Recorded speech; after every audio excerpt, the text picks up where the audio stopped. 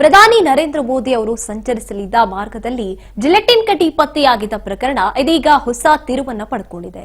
ಪ್ರಕರಣ ಸಂಬಂಧ ಬಂಧನಕ್ಕೊಳಗಾಗಿದ್ದ ಆರೋಪಿ ಲೋಹಿತ್ನನ್ನ ಇದೀಗ ಕಗ್ಗಲೀಪುರ ಪೊಲೀಸರು ತಮ್ಮ ವಶಕ್ಕೆ ಪಡೆದು ತೀವ್ರ ವಿಚಾರಣೆಯನ್ನ ನಡೆಸುತ್ತಿದ್ದಾರೆ. ಕೋರಮಂಗಲ ಪೊಲೀಸರ ತನಿಖೆ ವೇಳೆ ಆರೋಪಿ ಮಾನಸಿಕ ಅಸ್ವಸ್ಥತೆಯಿಂದ ಬಳಲುತ್ತಿದ್ದಾನೆ ಅನ್ನೋ ಮಾಹಿತಿ ಕೂಡ ಹೊರಬಿದ್ದಿದೆ. ಇನ್ನು ಆರೋಪಿ ನೀಡಿದಂತಹ ಹೇಳಿಕೆಗಳ ಆಧಾರದ ಮೇಲೆ ಪೊಲೀಸರು ಬೆಂಗಳೂರಿನಿಂದ ತಮಿಳುನಾಡಿನ ಹೊಸೂರುವರೆಗೂ ಕೂಡ ವಿವಿಧ ಸಿಸಿಟಿವಿ ದೃಶ್ಯಗಳನ್ನು ಪರಿಶೀಲನೆ ನಡೆಸಿದ್ದಾರೆ.